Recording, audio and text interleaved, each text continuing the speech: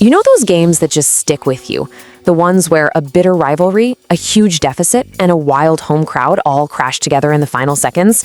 Well, that's exactly what you get with an instant classic. Today, we're going to break down Kentucky's just unbelievable comeback win over Tennessee in a game that literally came down to the final shot.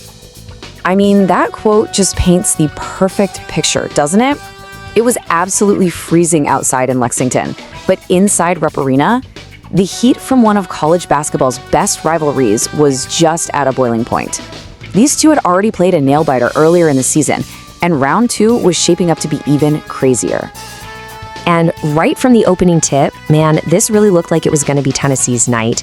They just came out swinging, playing with this physical edge and shooting the lights out, and it had Kentucky back on their heels from the get-go. And the guy really leading the charge for that early dominance, it was Gillespie. Just like he did the first time they played, he was absolutely on fire from three-point land, hitting these super high-arcing shots that just felt like they couldn't miss. He was a huge problem that Kentucky just had no answer for in that first half. So with all that hot shooting, the lead just kept on growing. Before you knew it, it had ballooned to double digits. And for a while there, it really felt like Tennessee might just run Kentucky right out of their own building. The Volunteers were playing with so much confidence. And here's the thing, it wasn't just one guy. Yeah, of course you had Gillespie doing his thing, but you also had Nate Ament making a huge impact, dropping 3 assists before he even scored a point himself. They were making Kentucky take really tough shots inside, and their big man, Estrella, was just a total handful in that short roll spot. It was a complete team performance. But then the second half started. And I'm telling you, this game was the definition of a tale of two halves. Whatever was said in that Kentucky locker room, it worked. Because they came out looking like a completely different team, ready to just scratch and claw their way back in it. Okay, so this right here shows you exactly how they turned it around. You see the problems on the left? Well, on the right, you see the solutions. Instead of missing shots in the paint, they started driving hard to the basket. They completely clamped down on Gillespie on the perimeter, and a massive factor was Bishop Boswell, who was described as being first to the fight, just winning all those 50-50 balls. All of a sudden, they were finding guys like Chandler for open looks instead of taking bad shots. Yeah, we've got to talk more about Boswell, because he was the spark. He was 100% the unsung hero of this thing. It wasn't about the points he was scoring, it was his energy, diving on the floor, ripping the ball away from guys. He just completely changed the momentum with his hustle alone. So while Boswell is bringing all that energy and doing the dirty work, you've got another player who starts to bring the firepower, and that was Colin Chandler. He'd been pretty quiet, but then, boom, he just caught fire. He started hitting these massive three-pointers that got the crowd going absolutely nuts and just erased that Tennessee lead in a hurry. So as Kentucky comes all the way back, the last few minutes of the game just descend into pure, wonderful chaos. The lead is razor thin, the intensity is through the roof, and every single trip down the floor feels like it could be the one that decides the whole thing. And right when it looked like Kentucky was about to grab control, Tennessee just punched right back. Nate Ament has this unbelievable, powerful drive to the basket, gets the foul, and gets the finish. The announcer's reaction says it all. Are you kidding me? It was Tennessee telling everyone, hey, we're not going anywhere. And then this happens. Oweh drives the baseline, gets stuck in midair, and somehow puts so much spin, or as the announcer said, English on the basketball, that it just softly kisses off the glass and drops in.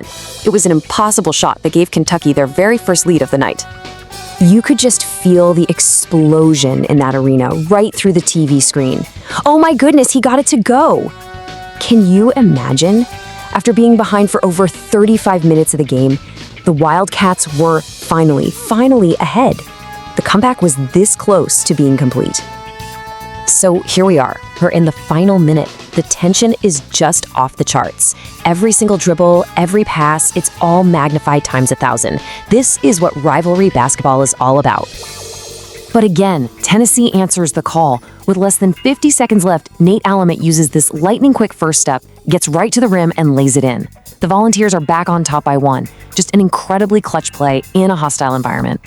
And this is the play of the game. Oweh drives hard down the baseline, and he sucks the entire defense in with him.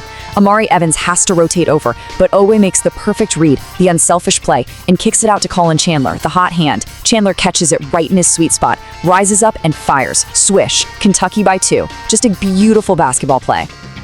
Okay, So here's the situation. 8 seconds are on the clock. Kentucky has that 2-point lead, but Tennessee gets fouled.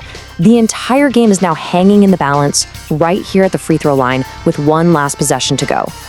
And you just can't make this drama up. Estrella, who's been a 90% free throw shooter in conference play, he steps up, he makes the first one, but then he misses the second. I mean, it's a shocking miss. Kentucky grabs the rebound, but Tennessee has to foul right away. So Kentucky makes its free throws, and now Tennessee has one last desperate prayer. The ball gets inbounded, and of course it ends up in the hands of the one guy you'd want taking the shot for them, Gillespie. He takes a few dribbles and just heaves it from near half court right as the buzzer's about to go off. And for just a split second, it honestly looks like it might go in, but it slams off the back of the iron, takes one more bounce off the rim, and it's no good. The comeback is complete. The arena just erupts. And there you have it. The final score, Kentucky 74, Tennessee 71. Just an incredible, incredible finish to an unforgettable game, with the Wildcats coming all the way back from that huge deficit to get the win. It really makes you wonder, right? When a game completely flips like that, how much of it is about the halftime adjustments and the X's and O's? And how much of it is just raw, unfiltered will from a team that simply refuses to lose on their home court? Something to think about.